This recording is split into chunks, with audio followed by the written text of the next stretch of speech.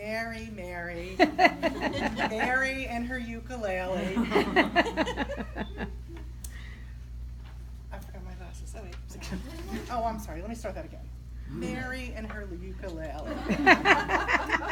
When I began working with Mary and learned of her soaring love of the ukulele, I was charmed but also worried. The time she spent playing, practicing, and participating in ukulele jams and festivals could distract her from her writing, soaking up time she could be spending at the keyboard instead of the fretboard.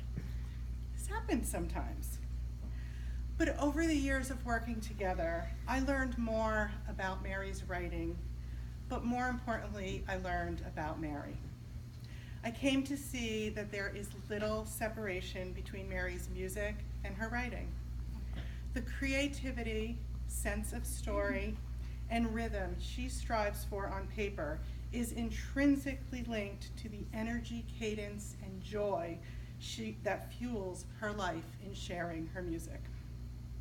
If you know only Mary the ukulele player, though, and if you read only the parts of Mary's memoir about being raised by a single mother in Haight-Ashbury in the 1960s, you might be tempted to think of this narrator as simply an overgrown hippie.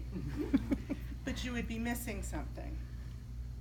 Through careful and courageous leaps in her writing, Mary's past emerges as the lens that informs the adult narrator she has created on the page. That narrator comes to understand the lasting power and influence of her childhood and of her own mother.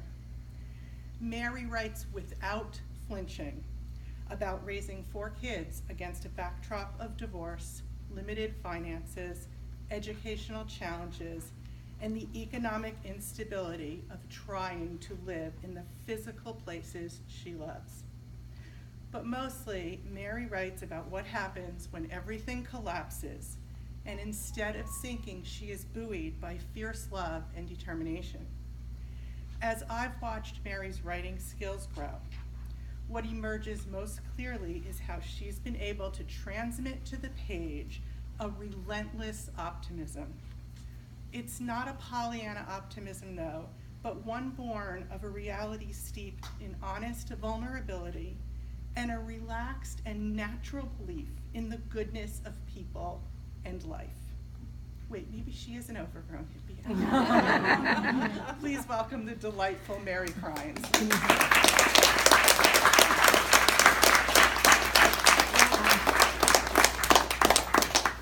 Thanks. I'm so overwhelmed to be here and so happy and flattered that I get to be a part of this today. And so I'm going to share a piece. It's a part of my thesis, and it's about my mother and my children. And this is a good time to write it because it's been 20 years since my mother's been gone. And basically what happens is this took place 20 years ago, right after my mother passes away, and I take my 4 kids from Oregon down to San Francisco to my old neighborhood. So here we go.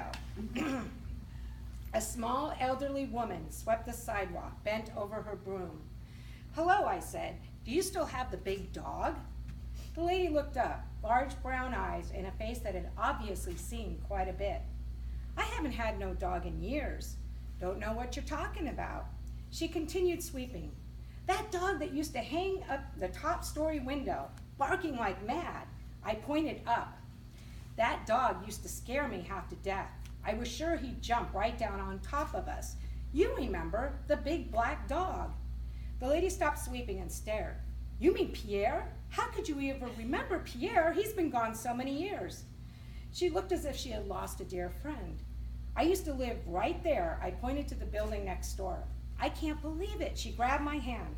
"I remember all you kids running around." "These are my kids." I pointed to my 3 teenagers and 4-year-old. The lady gasped. "Has it been that long?"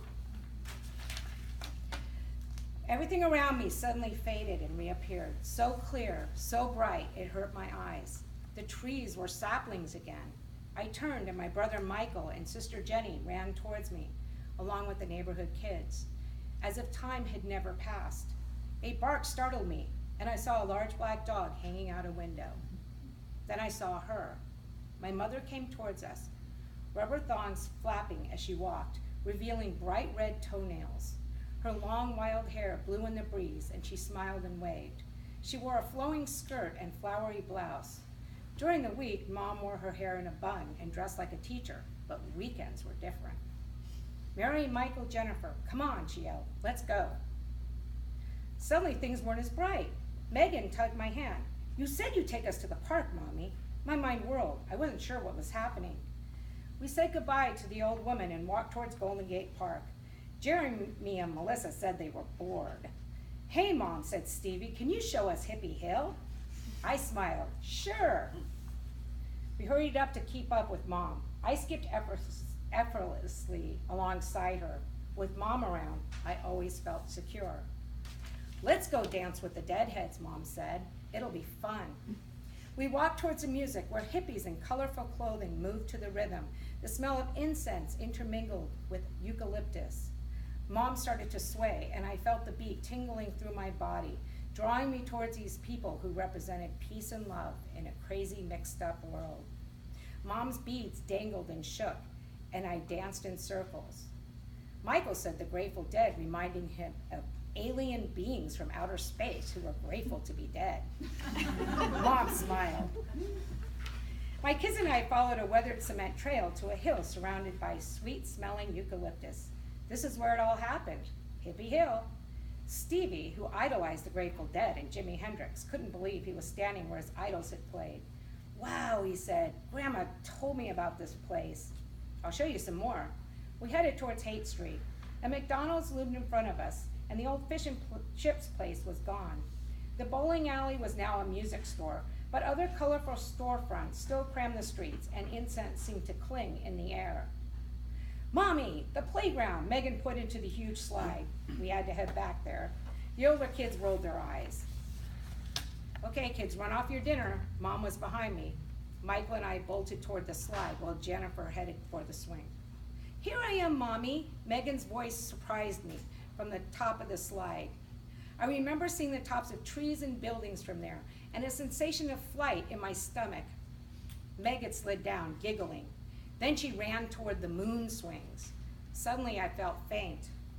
The brightness overwhelmed me again. Like an excited child, Mom said, let's ride the moon swing. These were circular metal swings with seats facing each other. We'd all get on, and I climbed precariously above to make it sway. Be careful, Mary, said Mom, as she always did. As we swayed back and forth, Mom told us to pretend we were on a ship. I closed my eyes as she described how my great-grandfather had spent his childhood on ships. I could almost smell the salty sea air.